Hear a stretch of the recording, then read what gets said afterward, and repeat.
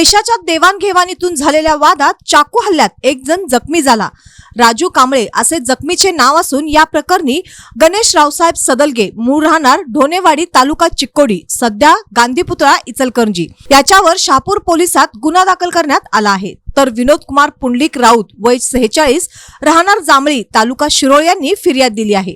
याबाबत पोलिसातून मिळालेली अधिक माहिती अशी, फिर्यादी विनोद कुमार राऊत हे बॉयलर कॉन्ट्रॅक्टर असून जखमी राजू कांबळे हा त्यांच्याकडे कामास आहे। संशयित गणेश सदलगे हा सुद्धा राऊत यांच्याकडे कामास होता। यावेळी राऊत यांनी त्याला उसने पैसे दिले होते।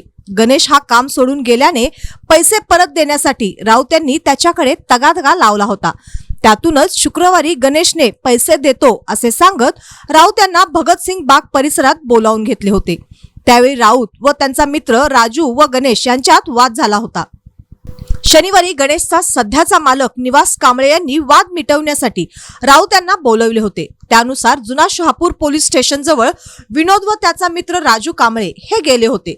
वाद मिटवत असतानाच अचानकपणे गणेशाने कालच्या वादाचा रागातून चाकू काढून राजू कांबळे याच्या पोटात भोकसले। तसेच गणेशने विनोद याच्यावरही हल्ला करण्याचा प्रयत्न केला। घाव वर्मी बसल्याने गंभीर जखमी राजू कांबळे यास उपचारासाठी इंदिरा गांधी सामान्य रुग्णालयात दाखल केले। तेथे प्राथमिक उपचार करून त्याला सांगली सिव्हिल रुग्णालयात पाठविण्यात आले आहे। तर घटनास्थळावरून गणेश सदलगे यांनी पलायन केले असून त्याचा शोध घेतला जात आहे।